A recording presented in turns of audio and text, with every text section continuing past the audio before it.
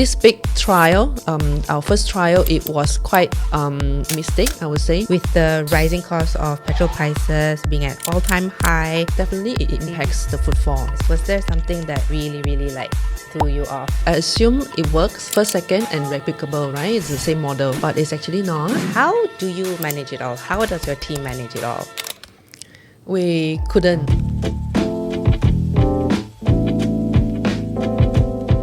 Your first store, you're involved in everything.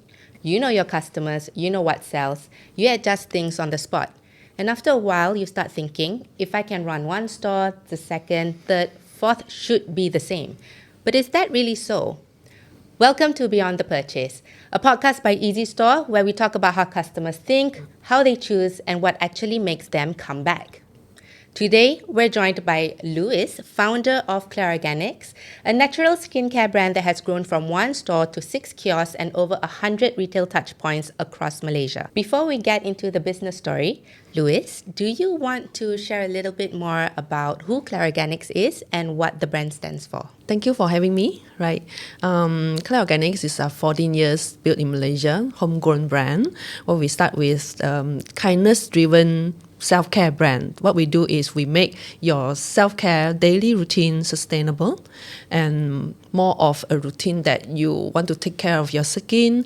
At the same time, you look good outside and you feel good inside. So, in 60% of Malaysian businesses close in the first 5 years, but Clear Organics has a success story and has survived for 14 years now. Yep. So we want to go back a little bit to the early years. So in the first few years of Clear Organics, what was the closest the business came to not making it? And what was actually happening at that point? Well, coming from 14 years of my journey, I think the toughest moment whereby I was having a big shift in my team, people left, so when you need manpower in the team and you yourself had to jump into firefighting every day, so business needs you, family needs you. So when I was coming close to breaking down, that was where what I did was simply by just showing up and discuss with my team what to do, and we came up with simple small steps, making small change at a time by delegating, making clear of directions and everyone's responsibility. Once they're clear of what's on their plates, I think the shift starts get going. Do you remember what was the first thing that you changed at that time? The first shift, that first conversation you had with the team? I remember small steps like putting manual showing up, like you track your attendance by as simple as that. We have outlets, so what we do is very manually we just ask everyone to just snap a picture of when you are there, something like that. So at least we know the kiosk is operating as usual, and that's cut off some of the emergency rescues and stuff like that. And small things like a weekly meeting or even daily, we call it a daily huddle. Huddle is like you report what's on your focus of the day. Yeah, as simple as that. So that helps a lot. So would you say that the difficult part at that time was actually the people management of it? Yes. Like people not showing up for work, suddenly disappearing, not communicating. Was that the main sort of problem that you faced at that time? At the time, yes. At the time. Clear Organics started off with 1 kiosk and now has 6 kiosks. So, and a lot of the retailers, they go into their second or third outlet riding on the confidence of the first success or the first kiosk success. But expanding into the fourth, the fifth, and so on, that kind of expansion is a completely different game. So just like, the initial problem that you faced back then and you had to shift the mindset and just showing up, how now the mindset shift is like as you grow more outlets? I think as we expand from 1 to 2 until now 6 that we have, the biggest mindset shift is that we are no longer serving our own needs.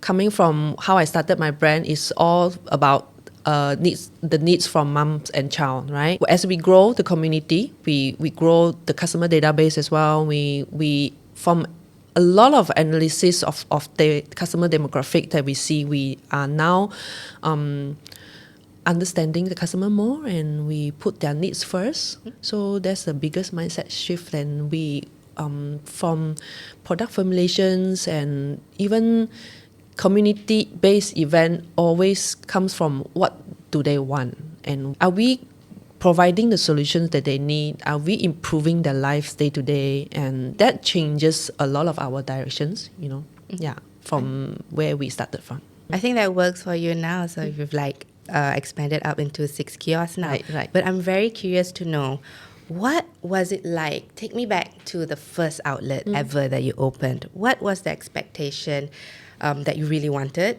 as a business owner? And then what was the harsh realities of it? The first location that we opened in the Diamond Mall is right around Summit. When they first launched, we were there already. So very different from the past 2 years where I was been in a lot of artisan markets. We were in almost every mall we've been through in the past 2 years before we opened our first one. At the same time, we built visibility, and from there, we concurrently we also did our research on that mall itself. So, and we did almost every locations, and we missed out this one where we opened our first one. So this big trial, our first trial, it was quite mistake, I would say, because we discover it's not just by simply opening any locations. The footfall, the traffic is play a very, very major role as well. And we noticed customer who did finally find where we are, they either they know us from, or we did a lot of shout out. So yeah, and that make us to strategize our next mall that we will open on where to go, and that all this data and resources and perspective are come into place before we open the next one. Yeah. So was there something that you assumed you could do really well because of the successes that you had from your previous outlets that really, really like threw you off when you started opening up, your 5th, your 6th outlet? Well, comparing from when I opened my first and second, then gradually when as I expand to 3rd, 4th, even 5, 6 now, it's like I assume it works to 1st, 2nd, and replicable, right? It's the same model, but it's actually not as easy as I thought. So what we've done in the past is we realize, even though the SOPs and process are the same, but the peoples are different, and the target audience from each location might be different. The purchase behavior is different. So we started looking into really like massive intensive data, and to show that customers from every outlets, they actually buy different things. So then from there, we sort of personalize some of the experience through different locations. So the lessons that you've learned from your first retail was to do more research, do more preparation for the location. Does it serve the traffic? Do they have good traffic? Because now you're in like really TA. Talking about TA, the price point, the surrounding the buying power, of the income that's surrounding the mall, right? Yes, that's great. Was there any significant moment when you first opened up the retail outlet that just really stands out in your mind? Significant moment. It was when we opened in the Gardens Mall. The Gardens Mall, it was a huge success when we first launched at that place. Of course, we were very blessed. We were we chose the highest. I would say that's one of the highest traffic on that mall itself. So high visibility definitely is good. And we gain not just customer, and we gain a lot of brand visibility when we go everywhere. Oh, Claire Organics, I saw you in Gardens Mall. So that was a really good brand visibility, as well as customers finds it, not just local customer repeat purchases, and as well as we gain a lot of corporate buyers, and as well as tourists as well. I'm also curious because you're talking about a brand recall, a brand recognition from a physical outlet, right? Do you think there is synergy between having a physical outlet, having a brand on a physical store? Does that help with your online sales, or is it vice versa? Meaning, you have to have a really good online following, then that helps with the foot traffic into your physical stores. Is there any sort of like synergy between that, or do you think both is important? I think on both online and physical channels should always go hand in hand, especially for category like my products, right? For example, customers want to, before they put anything on their skin, they want to feel it, they want to smell. So the physical stores always help, and it serves as very important experiential stores, touch points, and they want where they can have a feel and experience the products before they buy, right? So oftentimes, and where that when online channel comes in, is always customer who already know the product and they repeat purchase for convenience sake, because it's door-to-door delivery, right? Where they get to know more about the latest news, latest promotions is always first hands, is always online. So that's conveniency that we want to provide for customers as well. That's great. That's great. And I'm also very curious to know why did Claire Organics decide to do multiple smaller kiosks? I think your kiosk is around 100 square feet, instead of doing one big flagship 2,000 square feet store. What was the strategy behind that, or any reasoning behind that? Yes, that is the strategy is very intentional. We want to build sustainable and scalable model, instead of spending a whole lot of budgets in building a glamour stores. We oftentimes that those costs will result in from customers' pockets, right? So instead of doing that, we save our budgets and reinvesting it into more like better product quality and more to R&D, to coming out more of effective formulations. And yeah, those are the so-called, I would say, is our brand promise that we want to promise customers since day one. We want to deliver everything that's just good for the environment, whether to your skin, whether it's environmental friendly.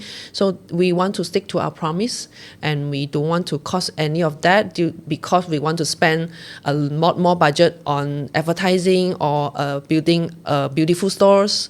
Besides that, we also want to keep that small space like a little, it's very cozy when you visit, and you get to be attended to, not like it's huge and no one sees you, So we want to have that friendly and cozy environment for customers as well. Does it also give your customers more opportunity for touch points? Because if you open up one retail outlet, like 2,000 square feet, you only have one location. But if you can buy space, even though it's smaller at different locations, does that serve your customer better because they have more places to go? Yep.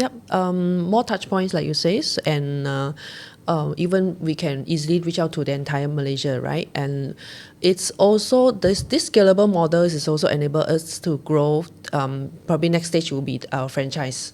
Yeah. What does sustainable and scalable model mean to Claire Organics? How do you define sustainable and scalable for yourself? Well, sustainable and scalable model once for different parts, right? Step one, partly is because of investment budgeting. You need to invest in a place that gives you better ROI. So that business or any locations that you open has to sustain. Of course, that besides, and also whether or not the profit has to come into reinvesting into more better packaging. We all know eco-friendly packaging is more expensive than just a plastic wrap itself, right? So yes, we want to also have something that is eco-friendly and also take care of the Mother Earth, right? So that is sustainability for us, and as well as sticking to high quality raw materials, also sustainable. Why? Because we instead of choosing cheaper options, like say example fragrances versus those are synthetic chemicals, right? Synthetic fragrance versus natural essential oils. So essential oil, of course, more expensive, but for sustainable sake, so we want to stick to essential oil since day one, and all our products is without harsh chemicals. Yeah. Yeah.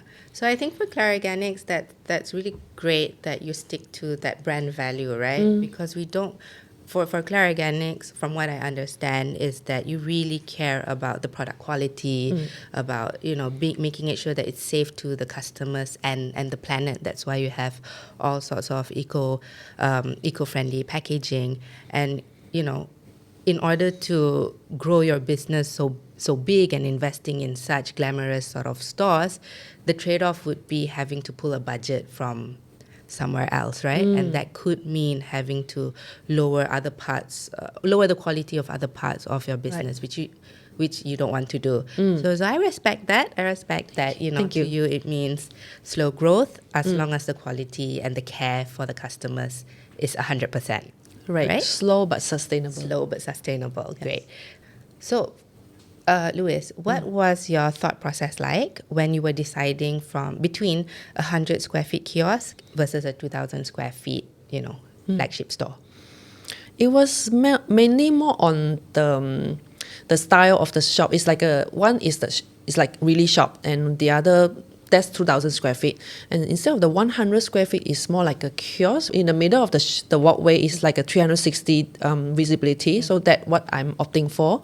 Number one, of course, is visible, and more like we want it to focus more on the customer service, like really personalized, and not just a huge store that you just walk in and self-service yourself. Yeah, so we want to have that warm relationship touch points with that customers. accessibility, easy access to the customers. Yes. Less confrontational when you have a little kiosk, right? And you have your customer service staff team just walking around and inviting people to come in, right? Yes. I understand that.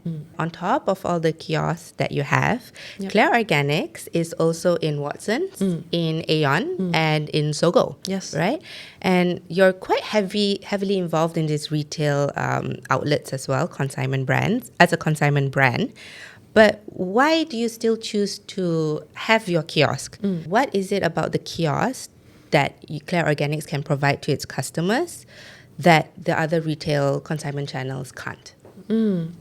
It's all about human touch. Yeah, why we stay true to our own kiosk, because we want, and when customers walk in or when they visit, we want to build that relationship with them.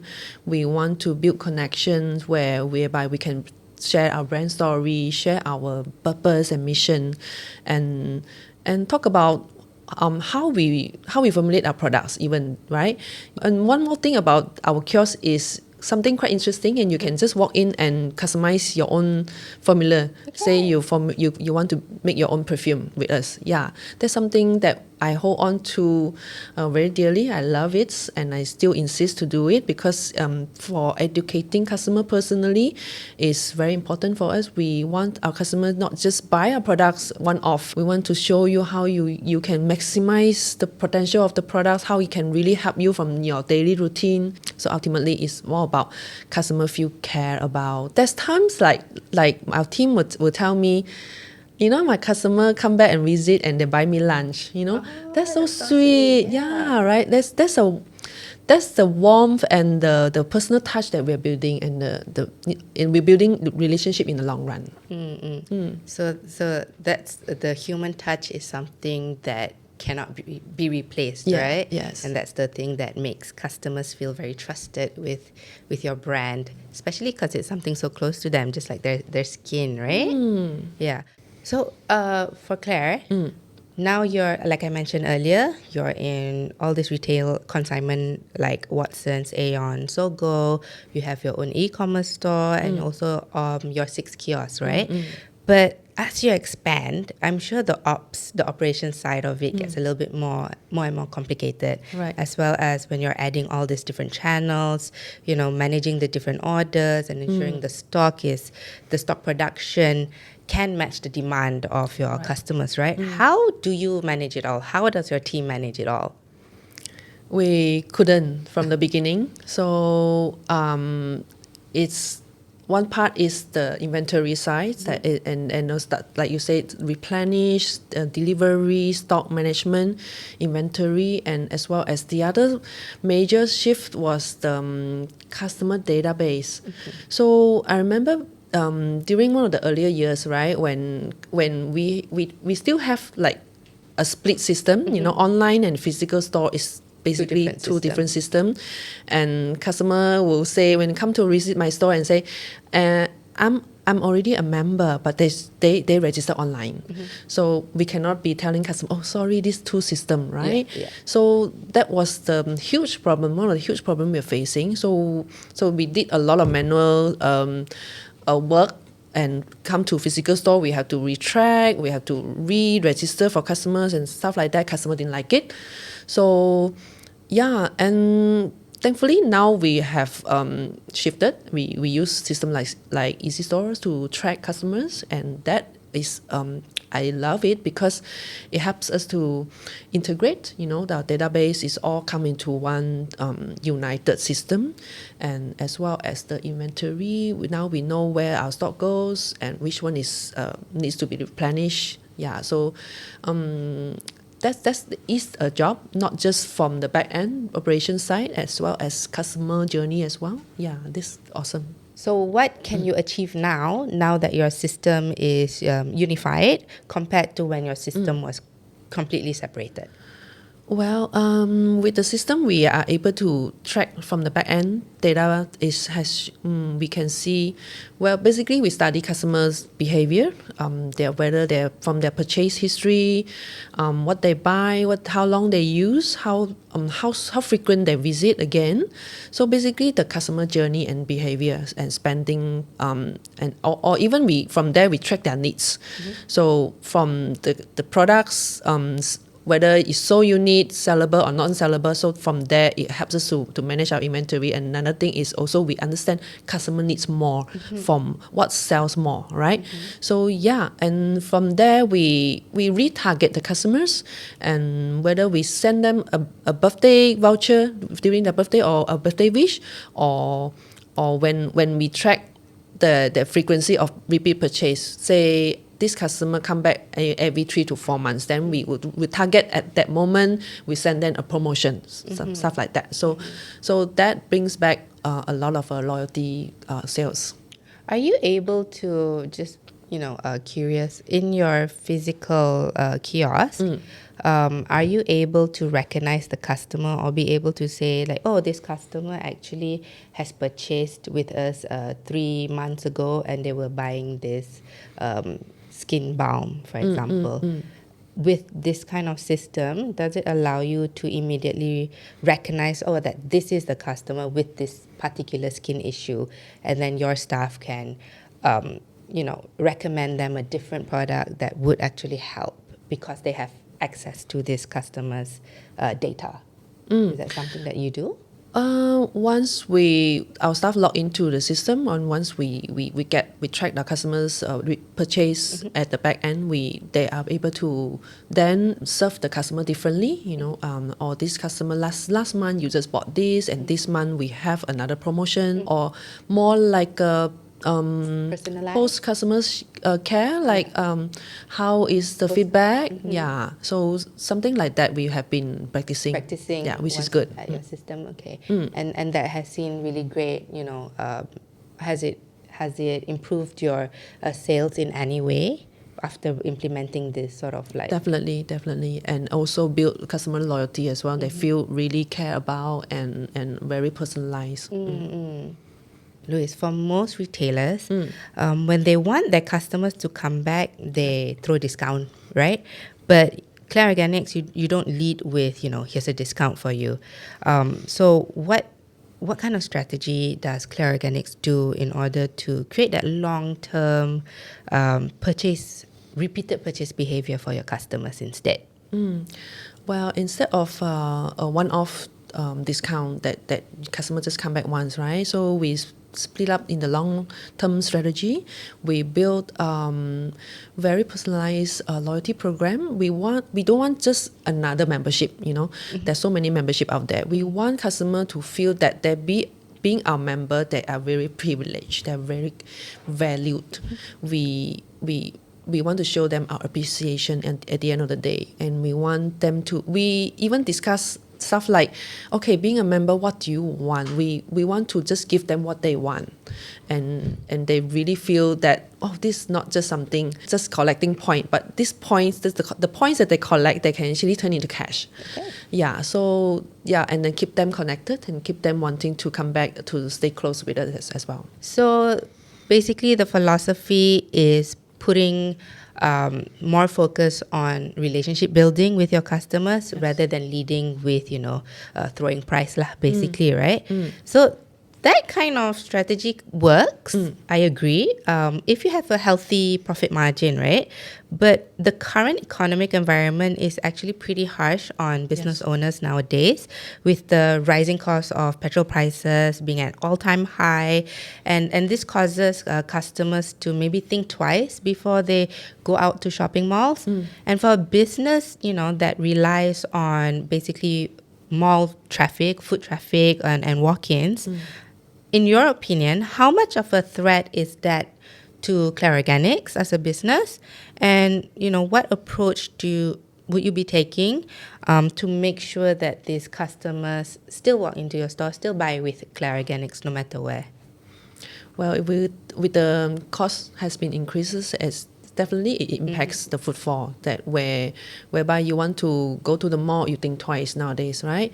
Even spending behavior has been badly affected as well.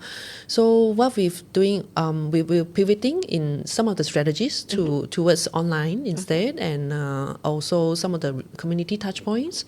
So where we want to make sure customers can still get to us, but it doesn't cost any extra budgets on them. So, and where it still provide the conveniency. So that's the ultimate goal. What kind of community activities does Clara Organics do? We do workshops from time to time, and we also have a lot of sharing. Say we talk about self-love, talk about stress management. Recently, we engage with a lot of wellness partners, like we do yogas and stuff like that. Ultimately, we want to build like a kindness-driven, we call it kindness-driven wellness community. Okay, with Clara Organics being the leading brand for wellness in Malaysia. Yes. Is there any way that you continue on that relationship from your on-ground events and workshops? And what are the strategies, or how do you create a community member to actually become a loyal customer of Claire? Well, through the on-ground events, the workshops and sharings that we have, right? We have a little activations from activities like playing little games, or they answer little questions, so they feel engaged and they feel being part of it. And we also have something like you sign up and you redeem something from us, something like that. So at the end of the day, we collect database, not just a database, but we include them in our community, where we can, in the future, we can invite them to come to our workshop again. So Clara Organics has multiple storefronts, right? You've got online, you've got offline, and most of your sales are driven by your physical outlets. But again, going back to rising costs, with rent being higher and things like that, some retailers or some physical shop owners might, feel the pinch and they might pull back. Yes. But how is Clara Organics, how is your strategy on facing this? How are you protecting your outlets? Well, with the cost rising, right? Instead of pulling back, we leverage on both physical and online system to flow as one ecosystem, because this is what customer find us very convenient, and they like how easily reach out to us. So we wouldn't to cut short any of that, and we want to continue to build that efficiency and conveniency, as well as we want to ultimately we want to establish a system or growth model that can sustain both physically and digitally. Yeah.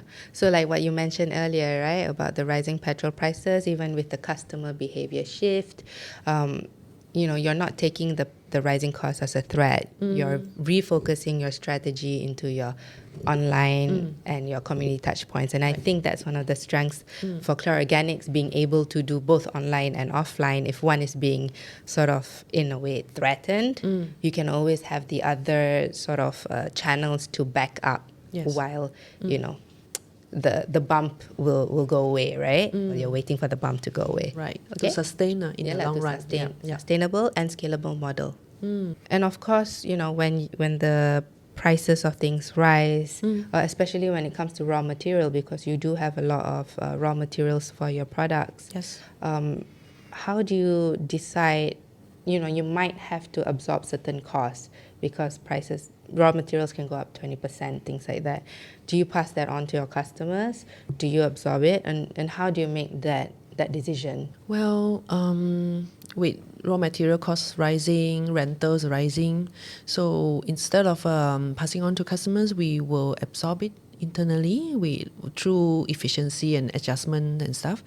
Only when if we really have to, we'll do it gradually, and we'll communicate very properly with customers, and through, as well as we have a different strategy to retain our customers through loyalty program, and ultimately we want a business that can sustain, and as well as to protect our customer trust. So Louise, thank you so much for sharing your journey with us today.